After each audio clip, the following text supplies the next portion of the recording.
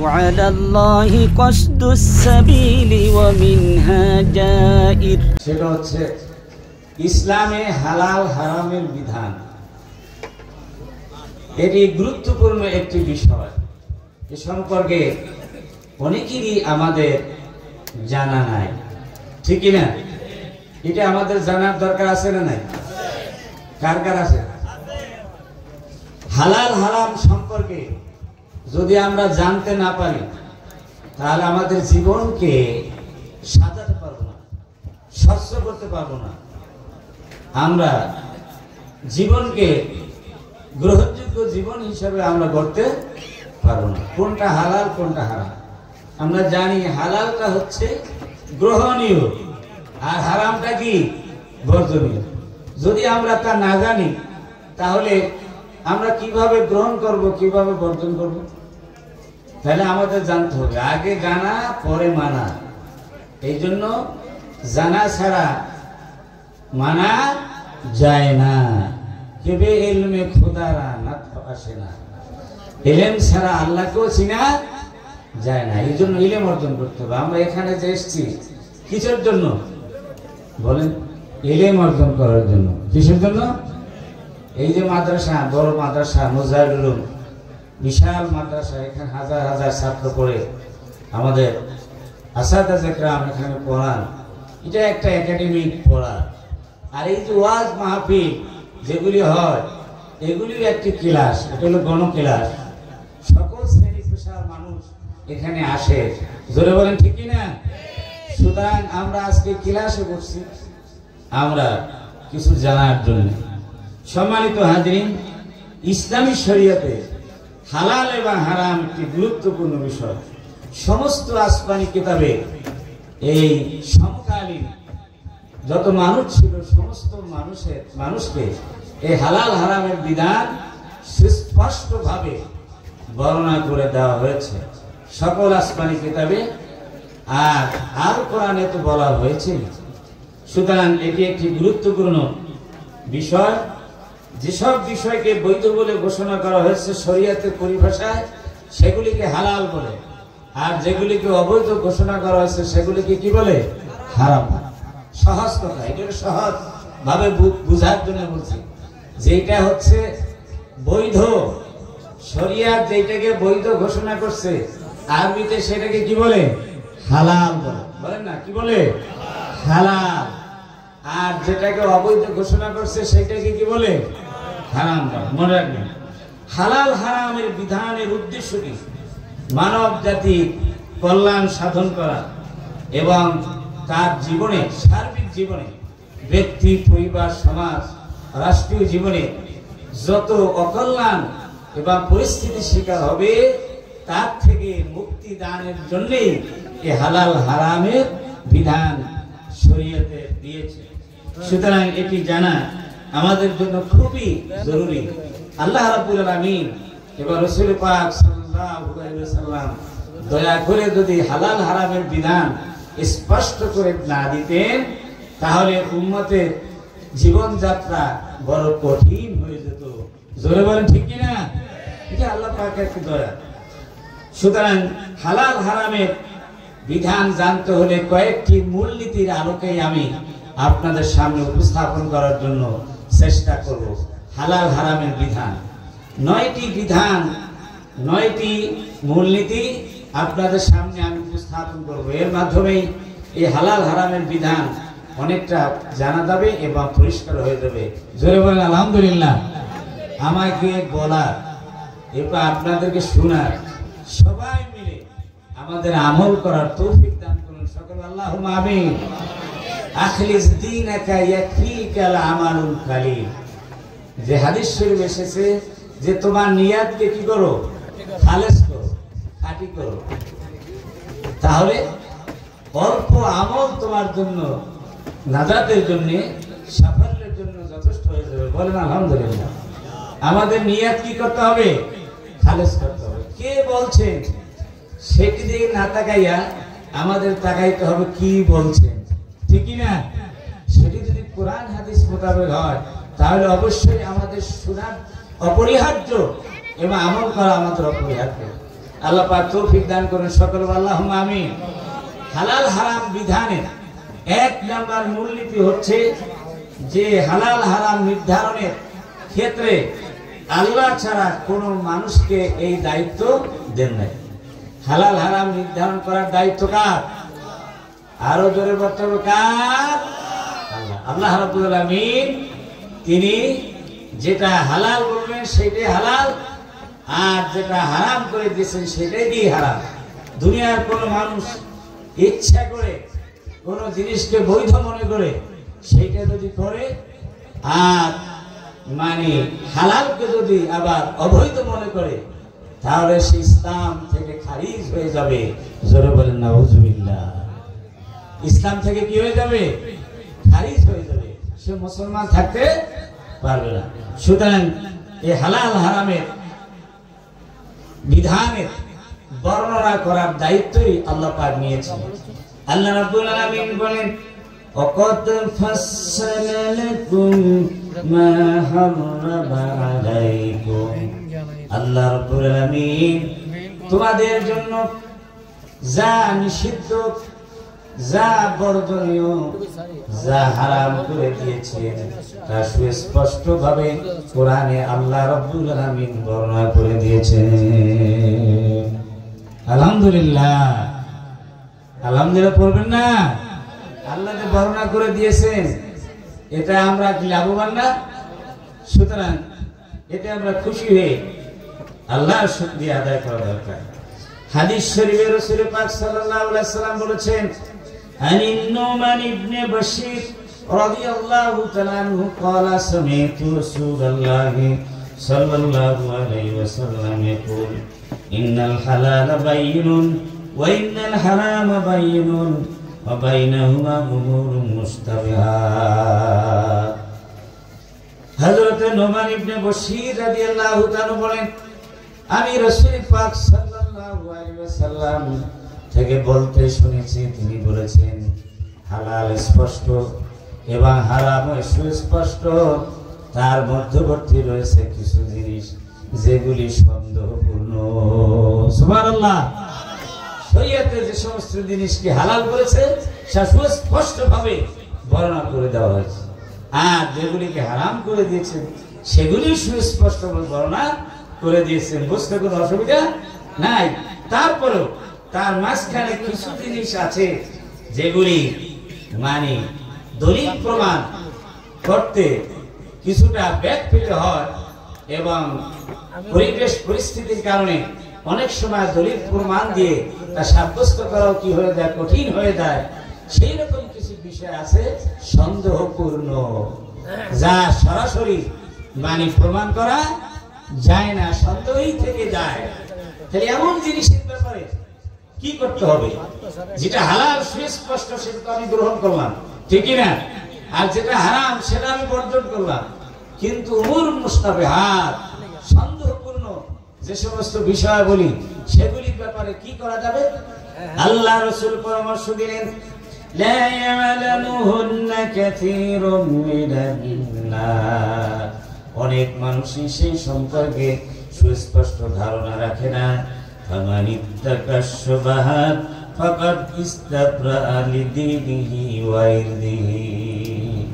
সুতরাং এই সন্দেহপূর্ণ জিনিস পরিত্যাগ করতে হবে। এই সন্দেহপূর্ণ জিনিস যারা পরিত্যাগ করবে, বর্জন করবে, তারা তাদের দ্বীনকে, তাদের সম্মানকে হেফাজত করবে। সুবহানাল্লাহ। তারাই হবে মুত্তাকি। তারাই হবে কি? মুত্তাকি। এই মুত্তাকি হওয়ার জন্য এই সন্দেহপূর্ণ জিনিস থেকে কি মানে বেঁচে থাকতে হবে। আল্লাহ নবী দৃষ্টান্ত দিয়ে বুঝাইছেন, ওমান ওয়াকা ফিশ শুবহাত ওয়াকা ফিল হারাম। যে ব্যক্তি এই উমুরে মুস্তাবিহাত সন্দেহপূর্ণ বিষয়ের মধ্যে নিমজ্জিত হবে, পতিত হবে, সে হারামের ভিতরে পতিত হবে। জোরে বলেন নাউজুবিল্লাহ। সুতরাং একটা ধারণা আমরা পেলাম যে হালাল বা হারাম, আর তার মাঝখানে আছে কিছু সন্দেহপূর্ণ জিনিস। হালালকে গ্রহণ করতে হবে আর হারামকে বর্জন করতে হবে, এইটা তো দায়িত্ব। জোরে বলেন ঠিক কিনা? আর সন্দেহপূর্ণ বিষয়গুলি তো বর্জন করতে হবে, পরিত্যাগ করতে হবে, তাহলেই মুমিনে কামেল হওয়া যাবে। এইটা হলো 1 নম্বর বিধান। 1 নম্বর মূলনীতি কি? হালাল হারামের নির্ধারণ করার দায়িত্ব কার? আরো ধরে বলেন কার? দুনিয়ার কোন রাজা বাদশাকে দেন নাই, কোন পীর মাশায়েখকে দেন নাই, কোন আলেম ওলামাকে দেন নাই, কোন প্রথিতযশা ব্যক্তিকে এই দায়িত্ব দেন নাই। এই দায়িত্ব রেখেছেন স্বয়ং আল্লাহ রাব্বুল আলামিন তার নিজ কুদরতি হাতে। সুবহানাল্লাহ। দুনিয়ার কাউকে এই দায়িত্ব দেন নাই। লেজিসলেটিভ পাওয়ার, শরিয়াত প্রণয়নের জন্য দায়িত্ব রেখেছেন আল্লাহ এবং আল্লাহ রাসূলকে দিয়েছেন। 2 নম্বর মূলনীতি হলো সকল প্রকার ক্ষতিকর বস্তুই হারাম।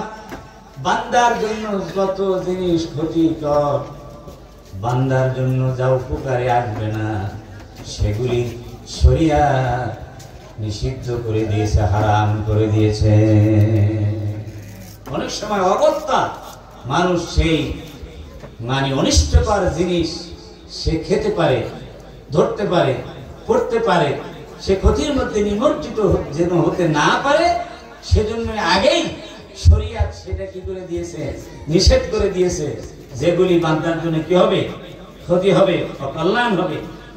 সেই অপবিত্র এবং নিকৃষ্ট, অকল্যাণকর এবং ক্ষতিকর সেগুলিকে শরিয়াত চিরতরে হারাম করে দিয়েছেন। যেমন মদকে চিরতরে হারাম করে দিয়েছেন। মদ কোন মানুষের উপকারে আসবে না। এই মদ সম্পর্কে বিস্তারিত আমি শেষের দিকে বলবো। মদ, তারপর মৃত প্রাণী, মৃত জন্তু, গরু, ছাগল, মহিষ, হাঁস, মুরগি যা মরে যায় তা মানুষের জন্য কিনা হালাল না, হারাম। ধরে বলেন ঠিক কিনা? কিন্তু আজকের দিনে কিছু অবৈধ ব্যবসায়িক আছে যারা হোটেল ব্যবসা করে, সবাই না মরা হাঁস, মরা মুরগি নিয়ে কথিত আছে তা নাকি এরকম হোটেলে খাবার হিসাবে বিক্রয় করে। জোরে বলেন নাউজুবিল্লাহ। আল্লাহ ভালো জানে, এরকম কথিত আছে, মানুষের মুখে শোনা যায়। জোরে বলেন ঠিক কিনা? যদি এগুলি কেউ করে থাকে তাহলে মানব বিধ্বংসী, তারা হচ্ছে মানব নামের কি, তারা কখনো সত্যিকার মানুষ হতে পারে না। এই মৃত্যু জানোয়ার, তারপরে রক্ত, শুকর, শুয়োর বলেন না শুয়োর, এই শুয়োরের গোশত, শুয়োর পুরাটাই কি নাপাক এবং হারাম। এগুলি চিরতরে আল্লাহ পাক হারাম করে দিয়েছেন। এগুলি দিয়ে মানুষের কোনো উপকারে আসে না। এই জন্য আল্লাহ রাব্বুল আলামিন কোরআনুল কারীমে বললেন, হুররিমাত আলাইকুমুল মাইতাতু ওয়াদ-দামু ওয়া লাহমুল খিনজির ওয়া মা উহিল্লা লিগাইরিল্লাহি বিহি ওয়াল মুনখানিকাতু ওয়াল মাওকুযাতু ওয়াল মুতারাদ্দিয়াতু ওয়ান নাতিহাতু ওয়া মা কানা আস-সাবউ ইল্লা মা যাক্কাইতুম وما ذبح على النسوك وأن تستقسموا بالأزلام ذلكم فسق।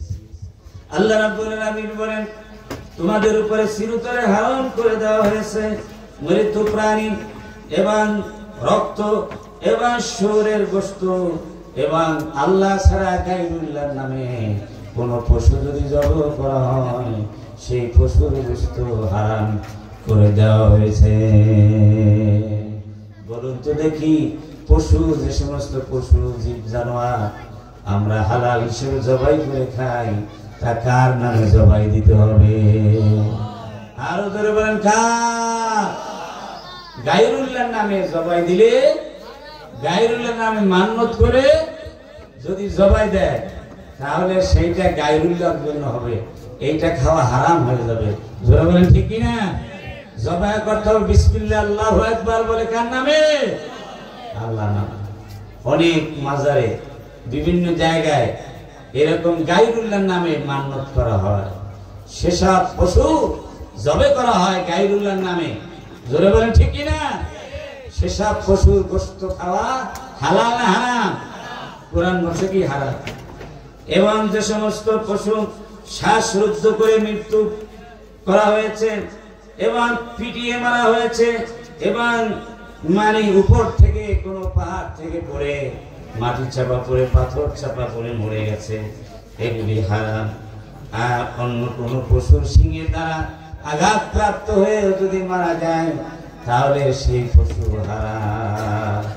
আর প্রতিমার নামে, মূর্তির নামে, প্রতিমার নামে যদি কেউ জবে করে আর ভাগ্য নির্ধারণে তীর দিয়ে যে সমস্ত বস্তু নির্ধারণ করা হয়, এই সবগুলি মহাগুনার কাজ এবং এগুলি সব হারাম। বলেন আল্লাহু আকবার। ভাইরা আমার, সুতরাং যেগুলি মানুষের জন্য কোনো উপকারে আসবে না, ক্ষতিকর, সেগুলি চিরদিনের জন্য মানুষের জন্য হারাম করে দেওয়া হয়েছে। বলেন আলহামদুলিল্লাহ। এটা কে করেছেন? আরো জোরবান কে? ভাইরা আমার, আপনারা একটু আওয়াজ করতে চান না? আপনারা কি রাগ করছেন? হুজুর পছন্দ হয় নাই? কি বলেন? আপনার হুজুর আসে নাই সেই জন্য? কি বলেন নাকি? তাহলে আওয়াজ করেন না কেন? বলেন লিল্লাহে তাকবীর, লিল্লাহে তাকবীর। আল কোরআনের আলো, আল হাদিসের আলো।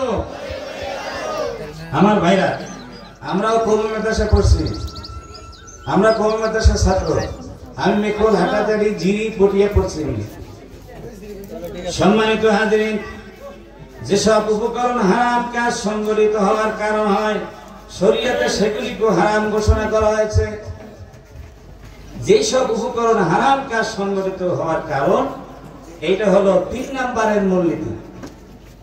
হারাম হওয়ার যে কারণ সংগঠিত হয়, শরীয়তে সেগুলিকে হারাম ঘোষণা করেছে। মানে হারামের কারণ উপলক্ষ যদি হয় তাহলে সেটাও কি হারাম। এই প্রসঙ্গে মূলনীতি হচ্ছে মা আদ্দা ইলাল হারামে হারাম, অর্থাৎ যে জিনিস হারামের দিকে ধাবিত করে, সরাসরি সেটা হারাম না, কিন্তু হারামের দিকে কি করে ধাবিত করে, সেই জিনিসও কি হবে? হারাম হবে। যেমন জেনা ব্যভিচার। জেনা ব্যভিচার হারাম না হালাল? কথা বলেন না কেন? হারাম। এখন এই জেনা ব্যভিচারের দিকে ধাবিত করে কি? বেগানা নারী পুরুষের একত্রিত হওয়া, অবৈধ প্রেম প্রীতি করা, অবাধ মেলামেশা, দেখা সাক্ষাৎ করা, নগ্ন ছবির মহরত, যৌন উত্তেজকমূলক গান বাজনা, এই সবগুলি করলে পরে মানুষকে জেনা ব্যভিচারের দিকে ধাবিত করে। জেনা ব্যভিচার যেমন হারাম, তেমনি করে এই সব বিষয়গুলো কি হারাম। মদ হারাম, মদটা তো ডাইরেক্ট হারাম। এখন মদ যে উৎপাদন করে, যে জিনিস দিয়ে উৎপাদন করে, যার জন্য করে, যেভাবে বহন করে, এই সবগুলি হারাম।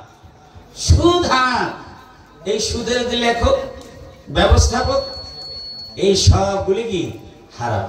অর্থাৎ হারাম জিনিসের উপাদান, উপলক্ষ, সেগুলিও কি হারাম। এটা একটা কি মূলনীতি আমাদের জানতে হবে যে আমি তো ডাইরেক্ট, এটা তো আমি জেনা করছি না। হ্যাঁ, একজন নারীর সাথে একাকিনী হওয়া, বেগানা নারীর সাথে, গায়ের মুহররমের সাথে একাকিনী হওয়া, এইটা তো মানে জেনার কাজ না, কিন্তু জেনার দিকে ধাবিত করে, ব্যভিচারের দিকে ধাবিত করে। সুতরাং এইটাও শরীয়তে কি করেছে? হারাম করে দিয়েছে। এটা একটা মূলনীতি যে হারামের দিকে যে জিনিস ধাবিত করবে সেটাও হারাম। চতুর্থ মূলনীতি হলো হারাম কাজ করার জন্য কোনো কৌশল অবলম্বন করা যাবে না। হারাম কাজ করার জন্য হালাল জিনিস দিয়ে কৌশল অবলম্বন করা যাবে না। কৌশল অবলম্বন করলে সেই হালালটাও কি হয়ে যাবে? হারাম হয়ে যাবে।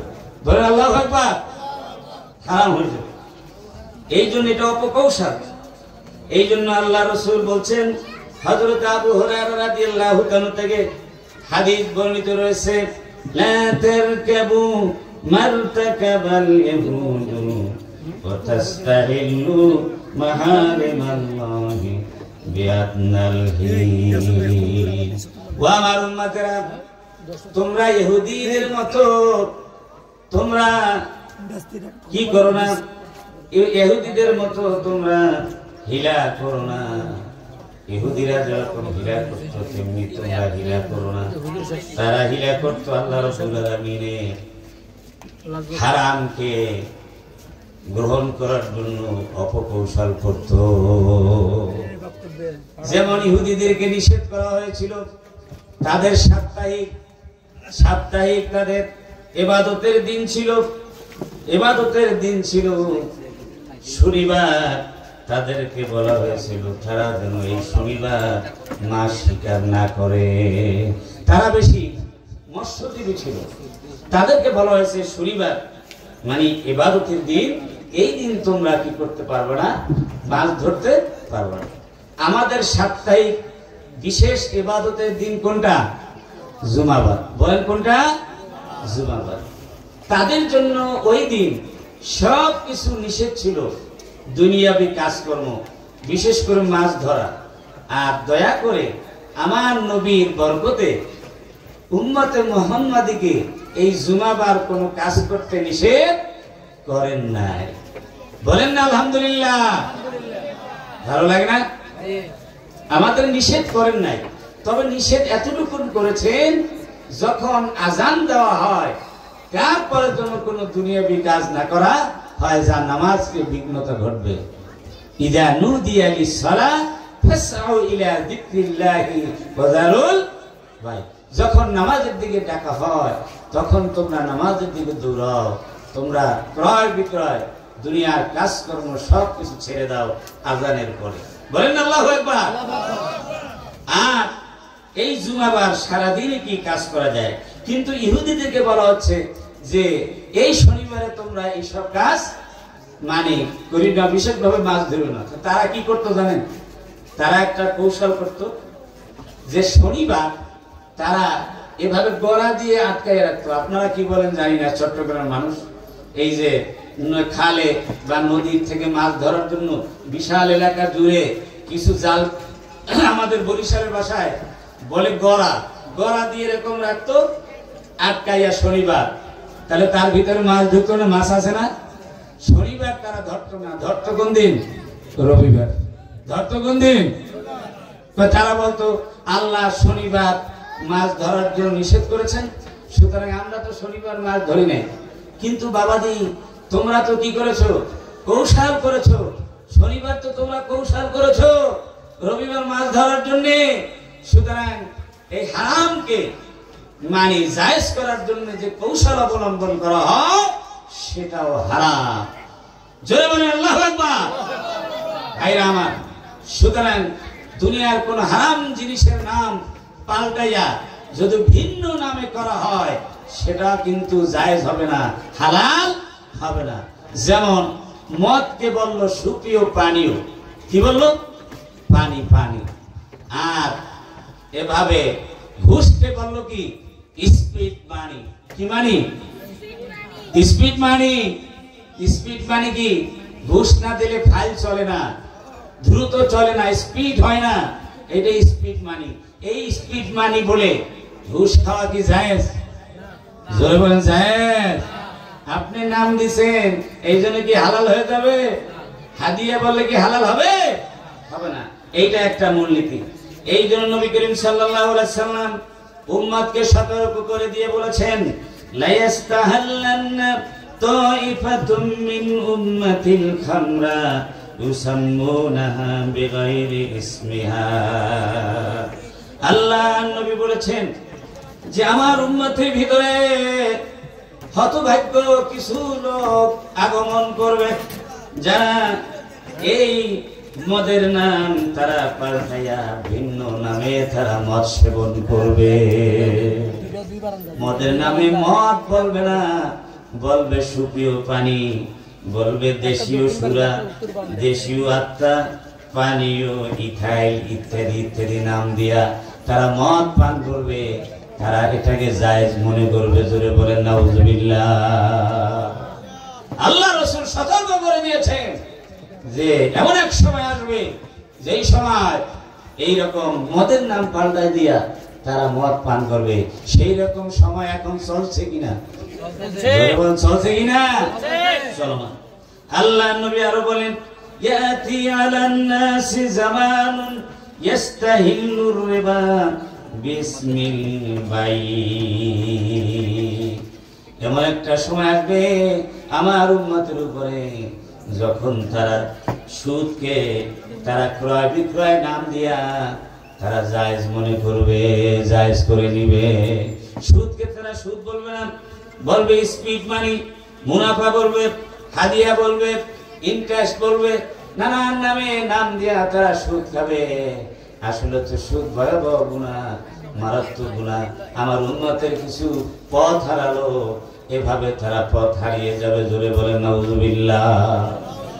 ভাইরা আমার, এইভাবে অনুরূপ ভাবে নৈতিকতা বিধ্বংসী নৃত্যকে শিল্প কলা, ললিত কলা নামে অভিহিত করা, এই যে অবৈধভাবে নাচ ড্যান্স দেয় না যুবতী নারীরা, সেইটাকে শিল্প কলা নামে, ললিত কলা নামে, আধুনিক নাম দেয়া সেইটাকে তারা সংস্কৃতির বাহন হিসাবে গ্রহণ করছে।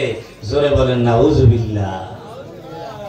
দেখেন না, কিছু মানুষ বলে যে আমরা তো ওই রকম বাংলাদেশ চাই যেখানে নাচবে, কুদবে, বাউল গান হবে, শয়তানি বদমাশি হবে। এমন বাংলাদেশ কি আমরা চাই? আরো চিৎকার দিয়ে বলতে হবে চাই। আমরা কখনো চাই না যে সমাজে মদ চালু থাকবে, জুয়া চালু থাকবে, নৃত্যের নামে অবৈধ এই সব নাচ ড্যান্স থাকবে, যুবক যুবতীদের চরিত্র হননের জন্য। এমন দেশ আমরা চাই না।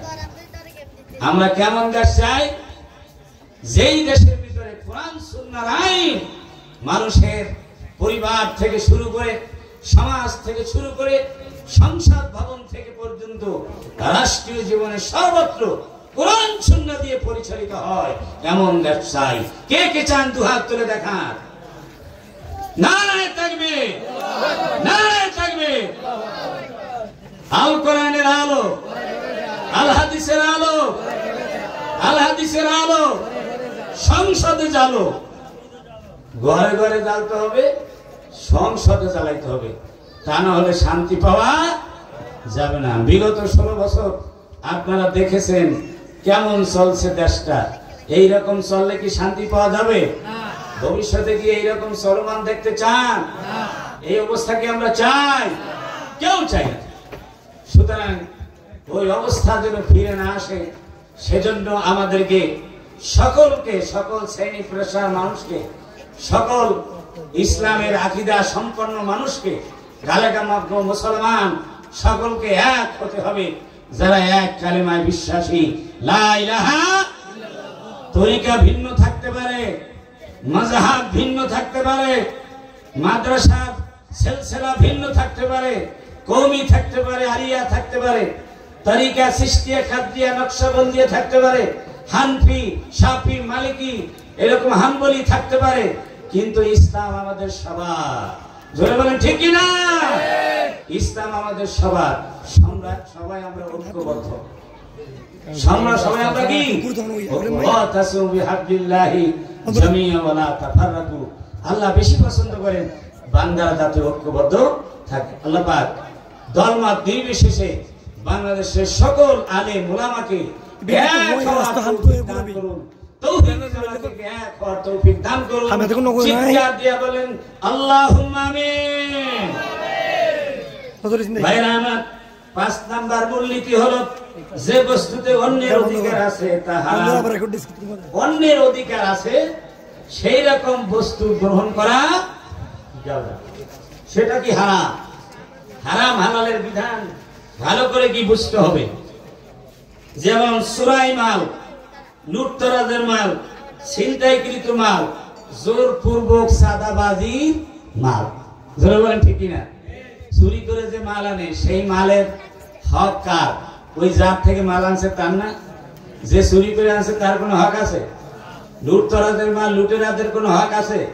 সাদাবাজির মাল, এই যে আপনারা ব্যবসায়িক, এখানে ব্যবসায়িক এলাকা, জানি না, অনেক ব্যবসায়িক অনেক জায়গা থেকে অনেক সাদাবাজরা সাদা নেয়, জোরপূর্বক নেয়। জোরে বলেন ঠিক না?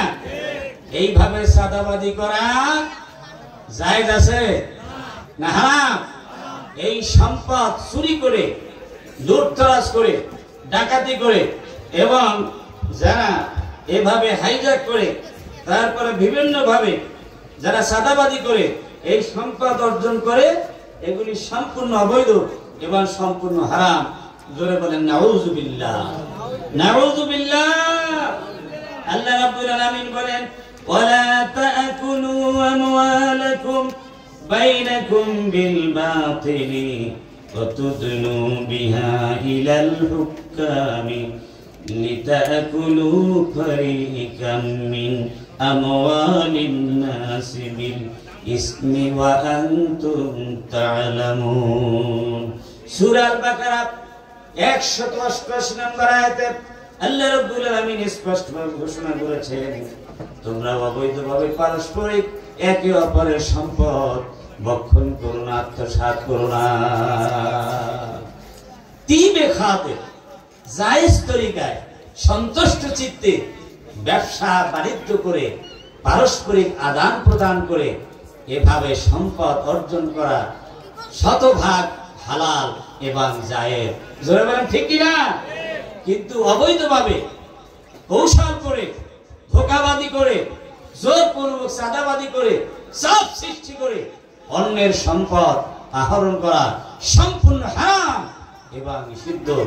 আবার অনেক সুযোগ গ্রহণ করার জন্য মামলা করে আদালতে, তারপরে সেখানে 2 নাম্বার উকিল নিযুক্ত করে আবার বিচারককে ঘুষ দিয়ে নিজের পক্ষে রায় নিয়ে নেয়। জোরে বলেন ঠিক কি না? আল্লাহ রাব্বুল আলামিন দুটি বিষয়কেই সতর্ক করে দিয়েছেন এবং অবৈধ ঘোষণা করেছেন। 6 নাম্বার মূলনীতি হলো হালাল হারাম এর বিধান। নিয়াত ভালো হলে হারাম হালাল হয়ে যায় না। ভালো নিয়াতে যদি হারাম কাজ করে তাহলে কি জায়েজ হবে? খুব খেয়াল করেন, নিয়াত ভালো, কাজটা খারাপ। কাজটা কি? কালিমাতু হাক্কিন উরিদা বিহাল বাতিল। সত্য কথা বলা হচ্ছে খারাপ উদ্দেশ্যে, তাহলে সেই সত্য কথা তখন সত্য কথা থাকে না। জোরে বলেন ঠিক কি না? এইটা একটা বড় একটা মূলনীতি। নিয়ত ভালো হওয়া এটা শরীয়তে অনেক অনেক গুরুত্ব। প্রত্যেকটি ভালো কাজের জন্য নিয়ত অবশ্যই থাকতে হবে। এমনকি শুদ্ধ বিশুদ্ধ সহি নিয়তের কারণে মুবাহ জিনিস ইবাদতে পরিণত হয়ে যায়। ভালো নিয়তে মুবাহ জিনিস, যেটা জায়েজ জিনিস, সেইটা গুরুত্বপূর্ণ ইবাদতে পরিণত হয়ে যায়। যেমন আমরা প্রতিদিন গোসল করি, বাংলাদেশের মানুষ আমরা গোসল করি না? গোসল করা ফরজ না, ওয়াজিব না, সুন্নাতে মুআক্কাদাও না, মুস্তাহাব না, এটা জায়েজ। প্রতিদিন যে আমরা গোসল করি এটা কি? জায়েজ। জায়েজ। তো প্রতিদিন একটা জায়েজ কাজ করতেছি আমরা, হ্যাঁ, এটা ফায়দা কতটুকু? কিন্তু উদ্দেশ্য যদি ভালো হয় বাবাদি, এটা ইবাদতে পরিণত হবে। উদ্দেশ্য হবে সারাদিন আমি কাজকর্ম করি, ব্যবসা বাণিজ্য করি, আমি শ্রমিক মানুষ, উপার্জন করি, আমি মাথার ঘাম পায়ে ফেলি, আমি ক্লান্ত হয়ে যাই, দুর্বল হয়ে যাই, ঘর্মাক্ত হয়ে যাই। আমি যদি এরকম ভালো পানি দিয়ে, ঠান্ডা পানি দিয়ে আমি গোসল করি, শরীরের ভিতরে একটা নিঃশ্বাস আসবে, শান্তি আসবে, প্রশান্তি আসবে এবং শরীরের ভিতরে একটা সতেজতা আসবে। এজন্য আমি পরের দিন আবার হালাল রিজিক অন্বেষণ করতে আমার সহজ হবে, আল্লাহর ইবাদত করতে আমার সহজ হবে। এই জন্য আমি প্রতিদিন গোসল করি। সুবহানাল্লাহ। এই নিয়তে যদি প্রতিদিন গোসল করেন, এটা মুবাহ থেকে, জায়েজ থেকে ইবাদতে পরিণত হয়ে গেল। সুবহানাল্লাহ। আল্লাহর নবী বলেছেন ইন্নামাল আমালু বিন্নিয়াত ওয়া ইন্নামা লিকুল্লি ইমরিইন মা নাওয়া। নিয়তের উপরে নির্ভরশীল সমস্ত আমল। ভালো নিয়ত হলে সেটা গ্রহণ হবে, আর ভালো নিয়ত হলে আল্লাহর দরবারে গ্রহণযোগ্য হবে না। ভালো যদি নিয়ত না হয়, প্রত্যেক মানুষ যে নিয়ত করবে সেই অনুযায়ী সে ফল পাবে।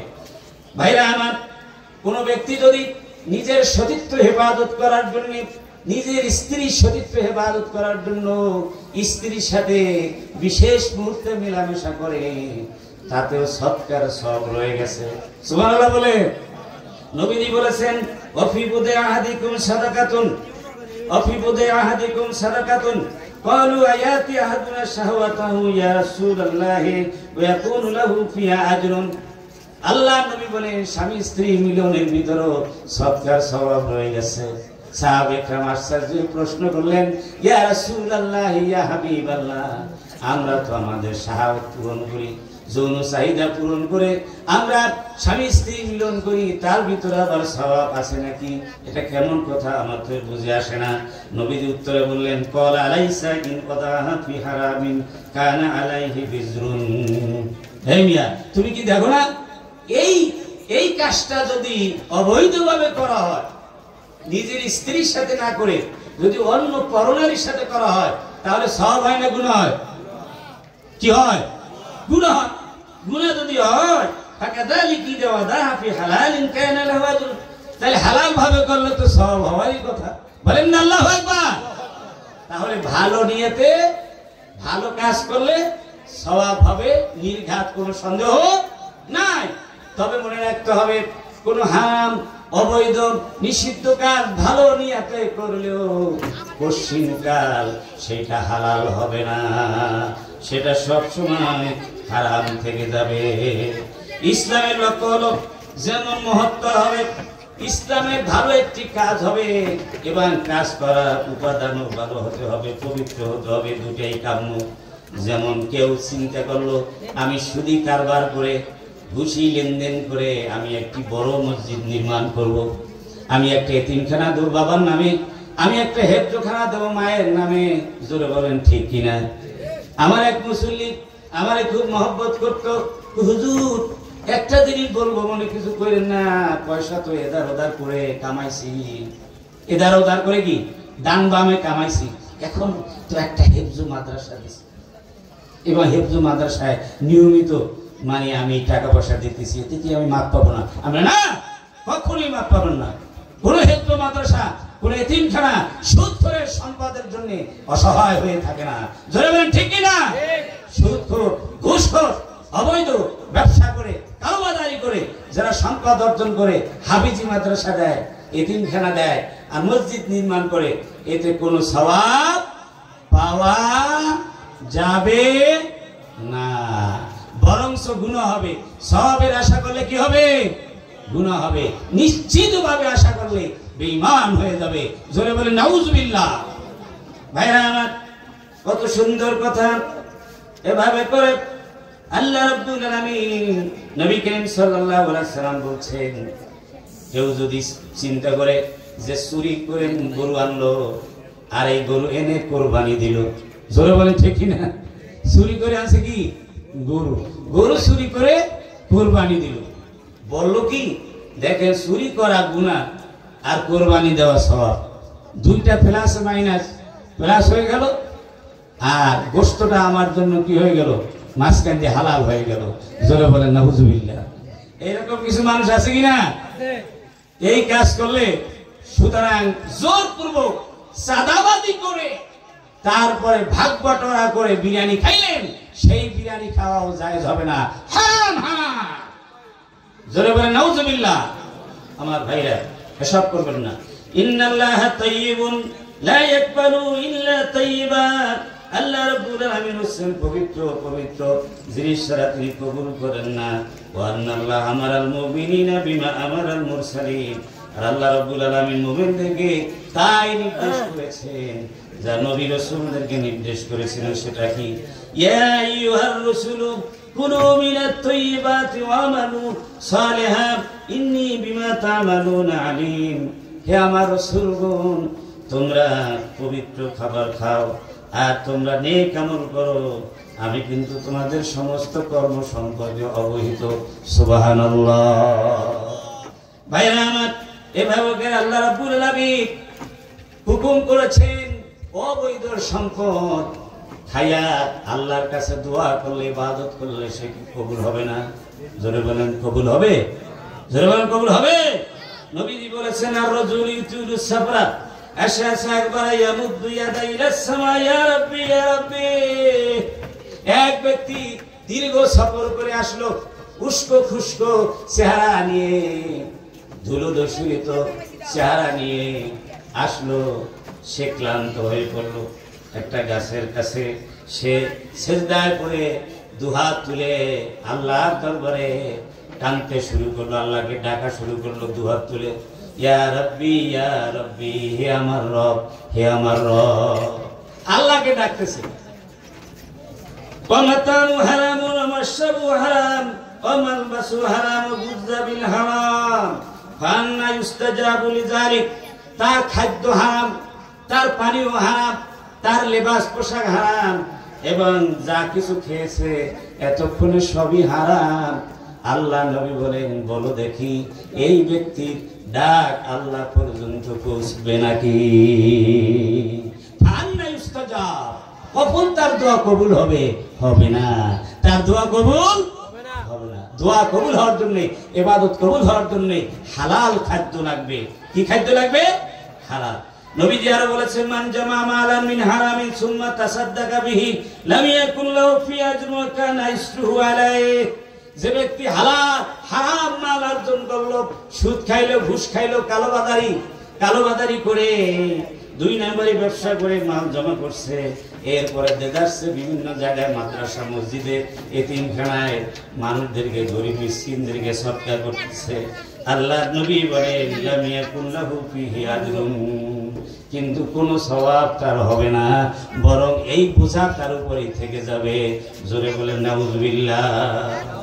ভাইরা আমার, 7 নাম্বার মূলনীতি হলো হারাম থেকে দূরে থাকার জন্য সন্দেহপূর্ণ কাজ পরিহার করতে হবে। ওই যে আগে বলেছিলাম, আল্লাহ পাক হারাম এবং হালাল সুস্পষ্ট করে বর্ণনা করে দিয়েছেন, বাইনাহুমা উমুরুন মুশতাবিহাত, এই দুইটার মাঝখানে কিছু সন্দেহপূর্ণ কাজ আছে, সেই সন্দেহপূর্ণ বিষয়গুলি ছেড়ে দিতে হবে। আমি সংক্ষেপে বলছি, বিস্তারিত বলার সময় নাই। এরপরে 8 নাম্বার মূলনীতি হলো হারাম দেশ জাতি ভেদে সকল শ্রেণী পেশার মানুষের জন্য অনুরূপ, হালাল ও সকল শ্রেণী মানুষের জন্য। হালাল হারাম বিশেষ কোনো মানুষের জন্য নয়, যে শুধু পুরুষের জন্য যেটা হারাম মহিলার জন্য এরকম না। হারামটা সকলের জন্য, পুরুষের জন্য, মহিলার জন্য, ছোটর জন্য, বড়র জন্য, দেশি বিদেশি, বাংলাদেশিদের জন্য, আমেরিকাদের জন্য, যারা বলেন ঠিকই না, সকল মানুষের জন্য হারাম। গরিব মানুষের জন্য হোক, গরিব মানুষের জন্য হোক, সকলের জন্য সমানভাবে।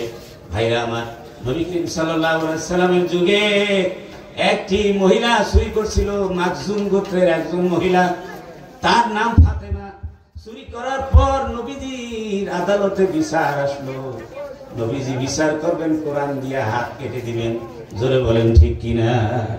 এখন তারা সুপারিশ চাইল রাসূল পাক সাল্লাল্লাহু আলাইহি সাল্লামের পালক পুত্র যায়েদ ইবনে হারেসার ছেলে উসামা রাসূলের নাতি, হিব্বু রাসূলিল্লাহ বলা হতো, রাসূলের প্রিয়তম প্রিয় পাত্র।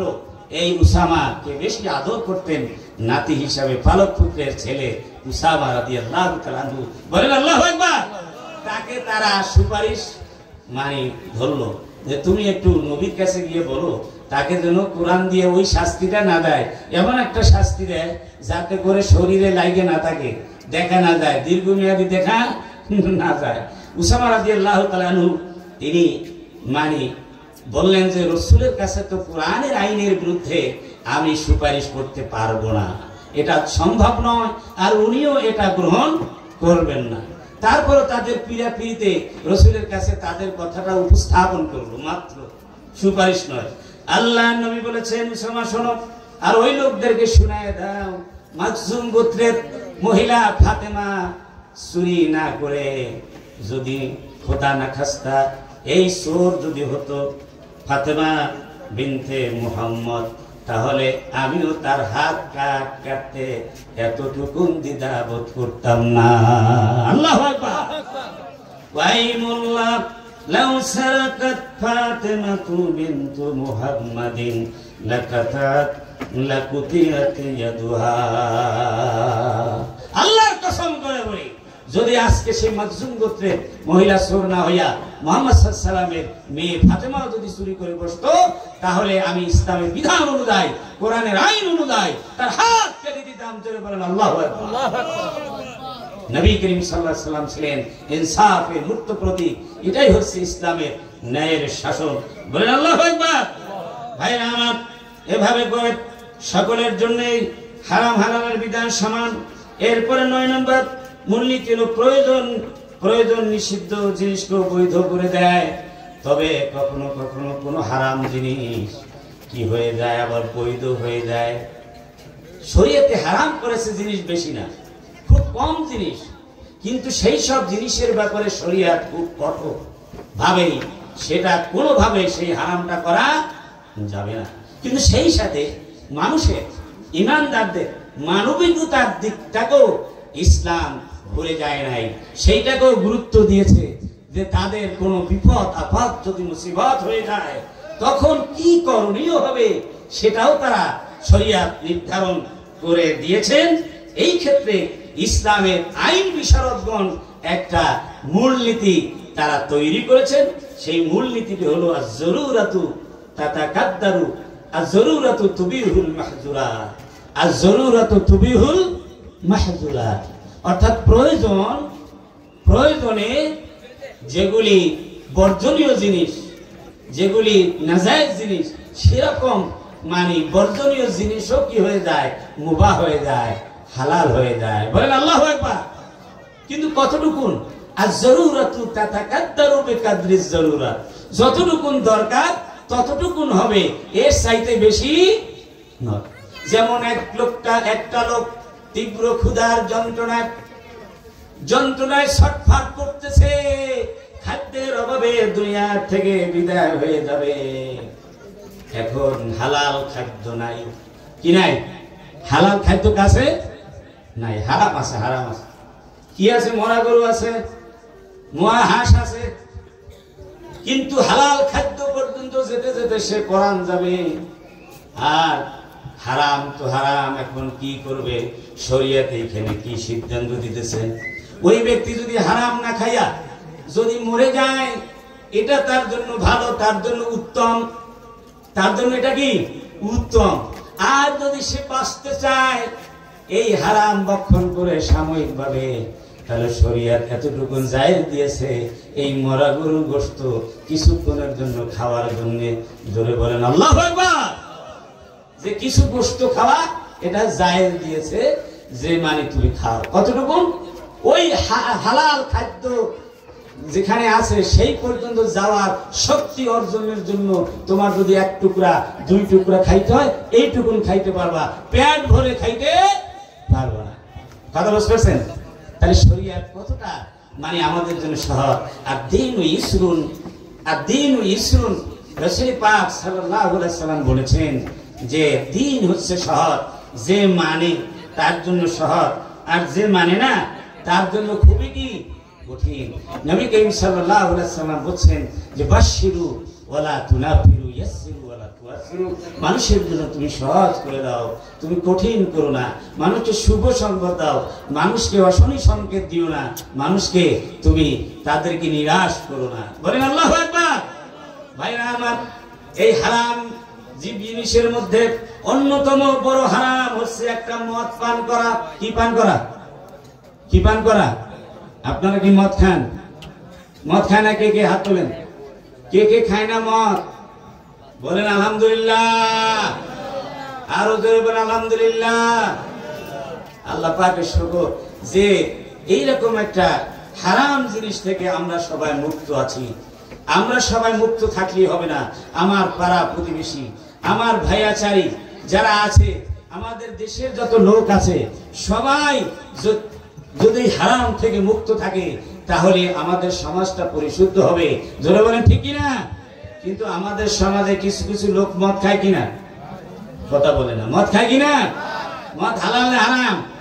চিরতরের জন্য কি হারাম? কখনোই আর হালাল হবে না। এই মদ সম্পর্কে বলছি, মদ কোরআনুল কারীমে 4টি ধাপে এইটাকে হারাম করা হয়েছে। প্রথমে আল্লাহ রাব্বুল আলামিন বলেছেন ওয়া মিন সামারাতিন নাখিলি ওয়াল আনাবি তাত্তাখিজুনা মিনহু সাকারাম ওয়া রিজকান হাসানা। আল্লাহ রাব্বুল আলামিন বলেন যে খেজুর গাছের ফল এবং আঙ্গুর থেকে তোমরা মাদক এবং উত্তম খাদ্য গ্রহণ করে থাকো।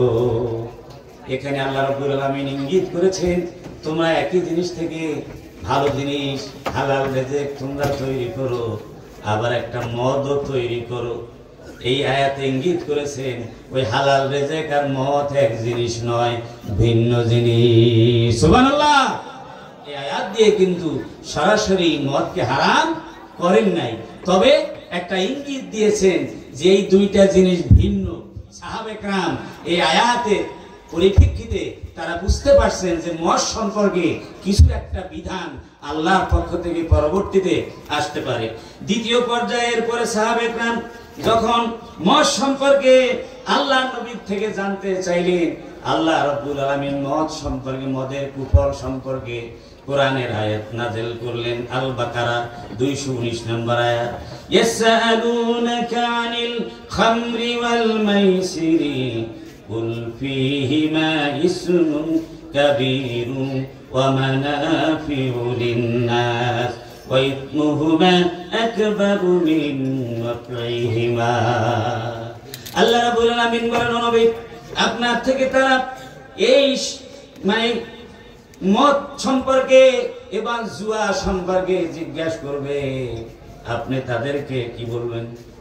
মদ খাওয়া কি আর জুয়া খেলা কি? জুয়া খেলা না আমাদের সমাজে কিছু লোক অপরিণামদর্শী লোক জুয়া খেলা, জুয়া খেলতে খেলতে জায়গা জমি ব্যবসা বাণিজ্য সব কিছু বরবাদ করে দেয়, এরপর বউ তালাক দিয়ে দেয়, বউ বিক্রয় করে দেয়, এমন ইতিহাসও আছে। জোরে বলেন ঠিক না?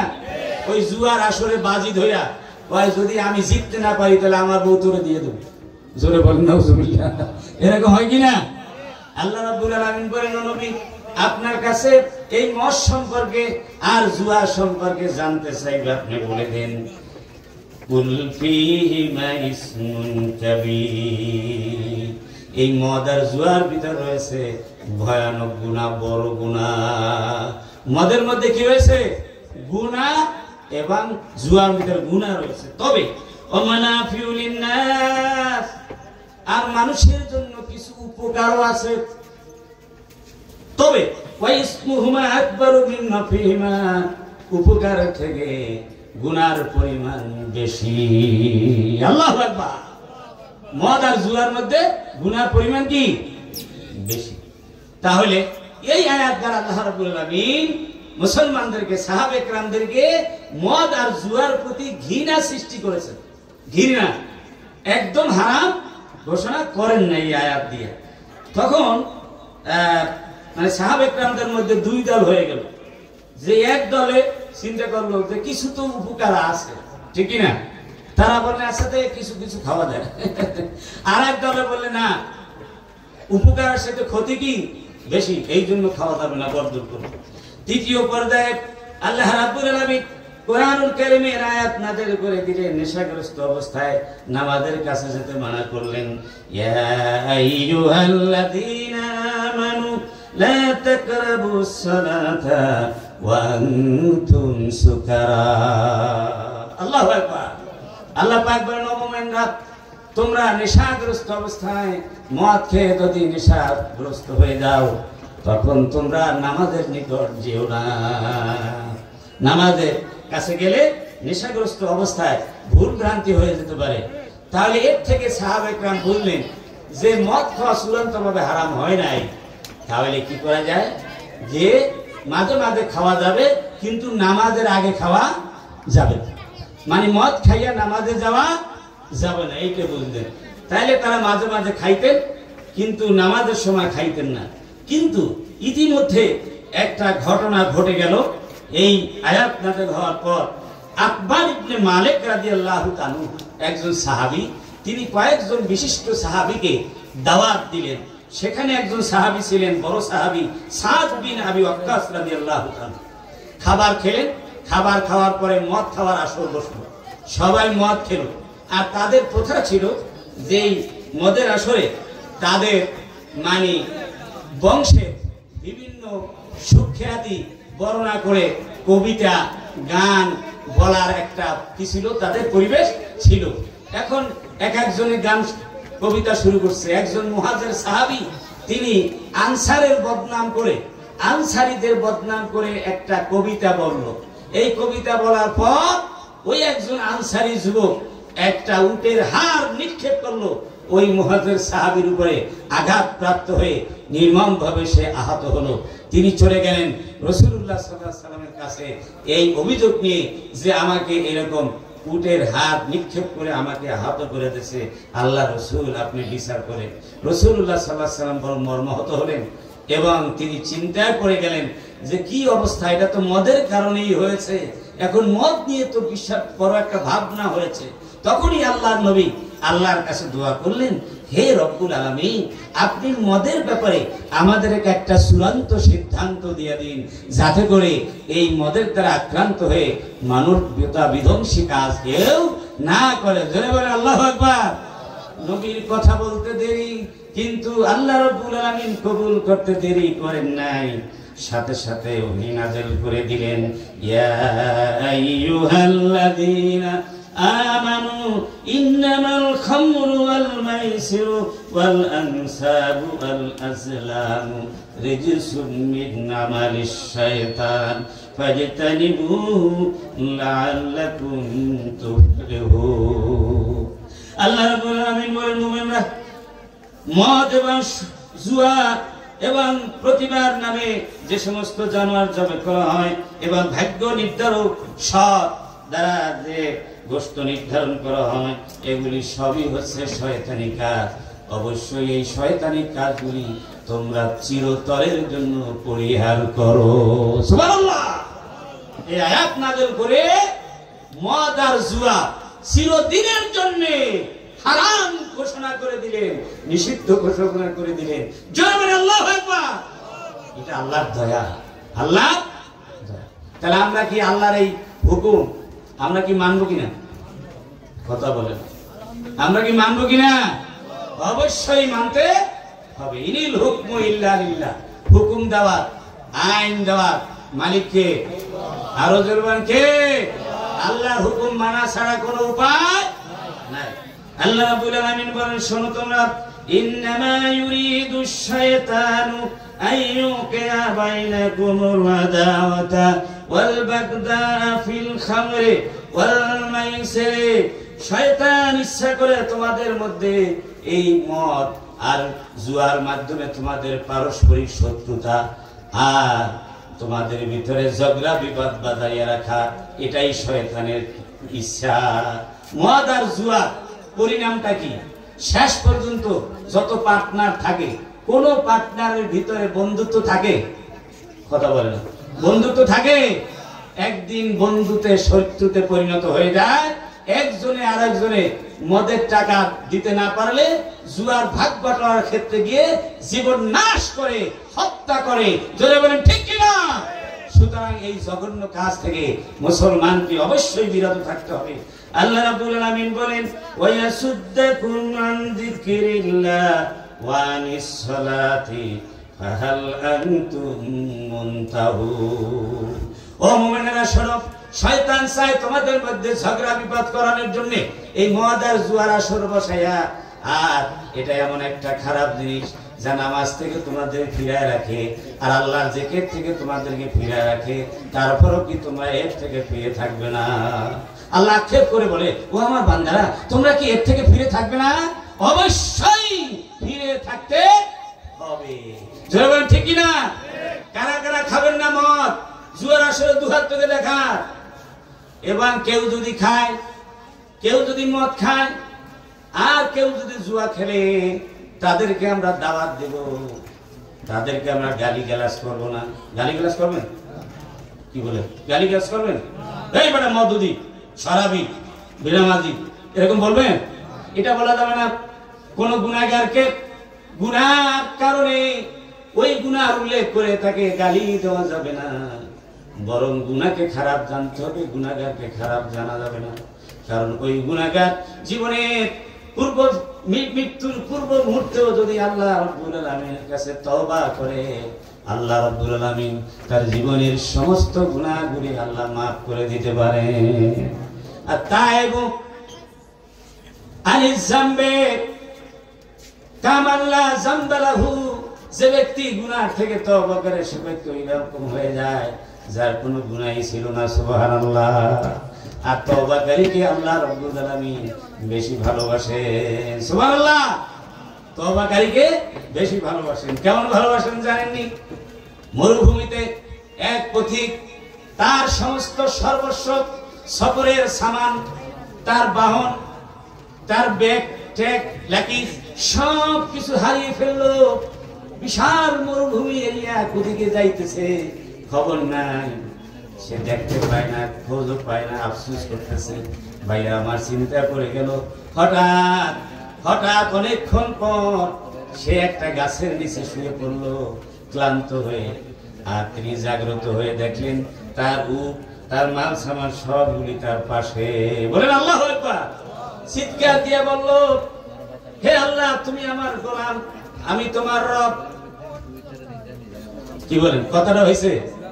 আল্লাহর কথা, তুমি আমার গোলাম, আমি তোমার কি রব। হাদিস শরীফ বলা হচ্ছে যে এইটা মানে খুশির অতি সহ্যে বলছে, আসলে বলা উচিত আনতা রব্বি ওয়া আনা আবদুকা, আপনি হচ্ছেন আমার শক্তিশালী রব আর আমি হলাম আপনার দুর্বল গোলাম। সুবহানাল্লাহ। আল্লাহ নবী বলেছেন, ওই ব্যক্তি এই উট পাইয়া, সরু সামান পাইয়া, মুসাফির অবস্থায় হারানো জিনিস পাইয়া যেভাবে খুশি হয়, এর থেকে একজন তওবাকারীকে পেয়ে আল্লাহ রাব্বুল আলামিন বেশি খুশি হয়ে যায়। সুবহানাল্লাহ। এই জন্য আমরা তওবা করবো কিনা? এইভাবে মানে মদ এবং জুয়াকে পরিত্যাগ করতে হবে। নেশাগ্রস্ত মানুষকে অন্যায় কাজে পরিচিত করে। মদের কুফল, নেশাগ্রস্ত মানুষের কারণে পরিবার ধ্বংস হয়, সমাজ নষ্ট হয়, রাষ্ট্রে বিপর্যয় ঘটে, মানুষের জীবনে নেমে আসে ঘোর অন্ধকার। মদের নেশায় মত্ত মানুষ সমাজে আস্থা করে নিক্ষেপ করে। এ কারণেই ইসলাম মদকে কি করেছে? হারাম করে দিয়েছে। এভাবে জুয়াকে হারাম করেছে। মানুষের সঙ্গে সম্পর্ক নষ্ট হয় জুয়া খেলার মাধ্যমে। অর্থনৈতিক সমস্যা, এমনকি ঋণগ্রস্ত হয়ে পড়ে, আইনগত সমস্যায় পড়ে যায়, চাকরি চলে যায়, কর্মস্থলে সবার কাছে ছোট হয়ে থাকে, নেশা কিংবা বিভিন্ন অপরাধ জগতের মানুষের চক্রে জড়িয়ে পড়ে, অন্য কোনো মানসিক রোগ বা আত্মহত্যার প্রবণতা বেড়ে যায়। এসব কারণে এই মানে জুয়া কি নিষিদ্ধ। এইভাবে সুদী লেনদেন আমরা করব না। সুদের গুনাহ 70 প্রকার, তার মধ্যে সবচাইতে ছোট্ট গুনাহ হলো মায়ের সাথে ব্যভিচারে লিপ্ত হওয়া, নিজ ঔরজ্জার সন্তান। যত বড় গুনাহ, তত বড় গুনাহটা হলো সুদের সবচাইতে ছোট্ট গুনাহ। জোরে বলেন নাউজুবিল্লাহ। এই জন্য সুদ থেকে আমরা মুক্ত থাকবো, ঘুষ থেকে আমরা কি থাকবো? মুক্ত থাকবো, জেনা ব্যভিচার থেকে মুক্ত থাকবো, ব্যবসায়িক মানুষ কালো বাজারি থেকে আমরা কি মুক্ত থাকবো। মালে ভেজাল দিব না, ওজনে আমরা কম দেব না। বরকত দেওয়ার মালিক কে? আরো জোরে কে? আত্তাজুল সদিকুল আমিন মান নবিয়িনা ওয়াস সিদ্দিকিনা ওয়াস শুহাদা। সত্যবাদী ব্যবসায়ী, নবী, শহীদ, সিদ্দিকীদের সাথে জান্নাতবাসী হবে। আমার ভাইরা, আসন্ন রমজান মোবারক আসছে। রমজানের প্রস্তুতিমূলক মাস হলো শাবান। এই শাবান মাসে আমরা নফল রোজা, নফল নামাজ, দান সদকা করে কোরআন তেলাওয়াত, জিকির আজকারের মাধ্যমে রমজানের জন্য আমরা প্রস্তুতি গ্রহণ করব। মা বোনেরা, আপনাদের জান্নাতে যাওয়া সহজ 4টি কাজ করবেন। 5 ওয়াক্ত সালাত যথাযথভাবে আদায় করবেন, রমজানের ফরজ রোজাগুলি রাখবেন এবং সতীত্বে হেফাজত করবেন, পর্দায় থাকবেন আর স্বামীর খেদমত করবেন। 4টি কাজ করলে জান্নাতের 8টি দরজা খোলা থাকবে। যে কোনো দরজা দিয়ে অনায়াসে আপনি জান্নাতে চলে যেতে পারবেন। যুবক ভাইরা, যুবক বয়সের ইবাদত অনেক অনেক মূল্যবান। নবী করিম সাল্লাল্লাহু আলাইহি ওয়াসাল্লাম বলেছেন, শাবুন নাশাবি ইবাদাতিল্লাহ। যে যুবক যৌবন বসে ইবাদত করে, আল্লাহ রাব্বুল আলামিন দয়া করে তাকে আরশে আজিম নিচে ছায়া দান করে। জোরে বলেন আল্লাহু আকবার। আল্লাহ সুবহানাহু ওয়া তাআলা এই সব কথা মনে রেখে আমাদেরকে আমল করার তৌফিক দান করুন। সকলে বলেন আল্লাহুম্মা আমিন। ওয়া আখিরু দাওয়ানা আলহামদুলিল্লাহি রাব্বিল আলামিন। আসসালামু আলাইকুম ওয়া রাহমাতুল্লাহি তাআলা ওয়া বারাকাতুহু।